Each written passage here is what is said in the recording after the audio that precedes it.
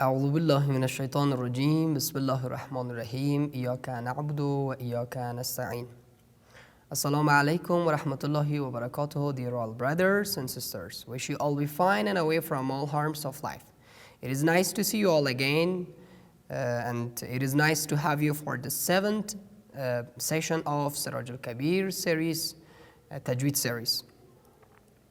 Dear all brothers and sisters, as you are witness that we had discussion on 6th series about the reminded Sifatul Huruf, which we discussed about qalqala and we discussed about lean. And in this lesson we're going to have discussion about tafkhim and tarqiq of the letter ra. I mean that we will study in this lesson tafkhim of the letter ra and tarqiq of the letter ra. Let's start. As you know that tafkhim and tarqiq, they both are Arabic words. And first let me to explain what is tafkhim. Tafkhim is an Arabic word. It means bold. But in Tajweed, it means to pronounce the letters strongly. Tafkhim is an Arabic word. In English it means bold. But in Tajweed, it means to pronounce the letters strongly. Like as your witness that we explained that the letter of isti'la letters, we have to pronounce them strongly. Like we say khalidin, khalidun. Like we say khalidun. And then like we say sadiqin. We do not say sadiqin or we do not say khalidin because they are isti'la letters and we have to pronounce them strongly. Tafkhim is like the same. Tafkhim means to pronounce the letters strongly. And tarqiq is in contradiction of tafkhim. It means to pronounce the letters weakly. So, in this lesson, as I told you first, in this lesson we're going to have discussion about tafkhim and tarqiq of the letter ra. Now let me to explain based on which rules and where we can do the ra letter in tafkhim. We can pronounce the letter strongly.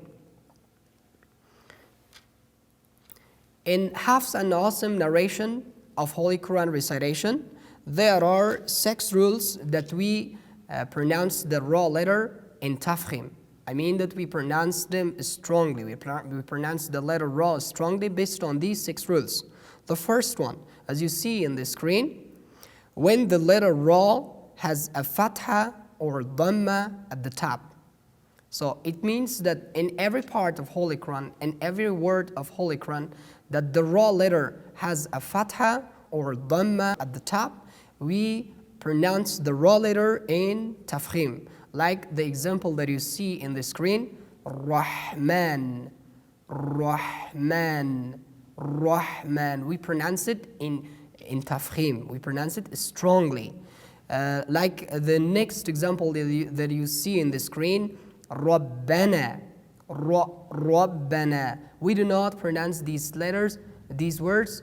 Rahman is wrong, Rahman, or maybe Rabbana is wrong. We have to pronounce them in tafkhim. And the next example that you see in the screen, Ruziqona, Ruziqona, Ruziqona. Here, in all these 3 examples, you see in the screen that they have maybe a fatha at the top or maybe a dhamma at the top. So, the second rule talks, as you see in the screen, when it is sakin, it means when ra is sakin, it has a sukun at the top, but there is a fatha or dhamma before. It means there's that in a word, ra is sakin, it has a sukun at the top, but before sukun ra, there is a fatha or dhamma again. As you see in the example in the screen, yardah, yardah, we have to pronounce the letter ra strongly in tafkhim. Yardah. Why? Because ra is sukun, ra has a sukun at the top, and there is a letter which has a fatha at the top. That is ya. Yardah. Yardah. It is wrong to pronounce yardah. It is wrong. We have to pronounce it in tafkhim. And the next word, as you see in the screen, Furqan. Furqan. Furqan. Here again, ra has a sukun at the top, and there is a letter which has a dhamma at the top, that is fa. Furqan. Furqan. It is wrong to pronounce it. Furqan is wrong. The third rule, as you see in the screen, when it is sakin, it means when ra has a sukun at the top, also there is another sakin letter. It means that ra is sukun in a word, and before ra there is another letter which it is also sukun, it has also sukun at the top, but there is a fatha or dhamma before. It means that in a word ra has a sukun at the top, before ra there is another letter, it also has a sukun at the top, and the third word from left, the third letter from left, it has a fatha or dhamma. As you see in the example, fajr, fajr, fajr, fajr. Here ra has a sukun at the top.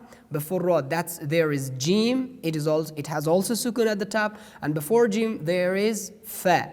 Fa. It has a fatha at the top. That's why that we pronounce it fajr. We do not pronounce it fajr. It is wrong. And the next example, as you see in the screen, khusr, khusr, khusr. Again, ra has a sukun at the top. Before ra there is sin. It has also a sukun at the top. And the third one from left, that is kha, which has a fatha at the top. Khusr, khusr. We pronounce it the same. It is wrong to pronounce. It's mentionable to that it will be wrong to pronounce khusr, khusr, because ra. We have to, based on the third rule that I explained to you, we have to pronounce it in tafkhim. The fourth rule, as you see in the screen, when it is sakin, it means when ra has a sukun at the top, but after alif maddi or waw maddi. It means that in a Holy Quran word, ra has a sukun at the top, but before ra there is alif maddi or waw maddi. Maddi alif or waw maddi waw. So, like the examples that you see in the screen, an-nar, an-nar, an-nar. Here, guys, ra has a sukun at the top, and before ra there is alif. That alif is called alif maddi or maddi alif. Why? Because it does not have any symbol, it does not have any sign at the top or maybe at the bottom. And when we raise our intonation, like a nar, nar, that's called alif maddi. And the next, nur, nur, nur. Again, here we have to pronounce the letter ra in tafkhim. Why? Because ra is sukun, it has a sukun at the top, and it comes after waw maddi. There, in this example that you see, that waw is called waw maddi or maddi waw. Nur, nur. We pronounce it nur. Coming on the fifth rule, guys, when it is sakin, as you see in the screen, when it is sakin, it means that when ra has a sukun at the top, but there is a wasl hamza before. However, there is a kasra before wasl hamza. Let me to explain it in the example, guys. As you see the word in the screen, limanirtada, limanirtada, limanirtada. In this word, ra has a sukun at the top. Before ra, there is a wasl hamza. This alif that you see, it has a special sign at the top. This is called wasl hamza. And before wasl hamza, there is a letter which has a kasra at the bottom. However, it has a kasra at the bottom. Again, we pronounce the ra letter in tafkhim. This is the fifth rule, like limanirtada, limanirtada. And the next example, as you see in the screen, inirtabatum, inirtabatum. The sixth and as a last rule, when it is sakin, but there is an still a letter, but in condition to be in one word. So, what does it mean there? It means that in a word, ra has a sukun at the top. Before ra, maybe there is a word, maybe there is a letter which it has a kasra at the bottom. But we see that in these examples that I will explain you and I will show them in the screen to you, there is an istilah letter after the letter ra. Like we say, firqah, firqah, firqah. Here ra is has a sukun at the top, before ra fa has a kasra at the bottom. But this is important to know that after ra we have the letter qaf. Qaf is belong to istilah letters. That's why that we have to pronounce this the letter ra here in tafkhim. Firqah, firqah. Or maybe the next example as you see in the screen.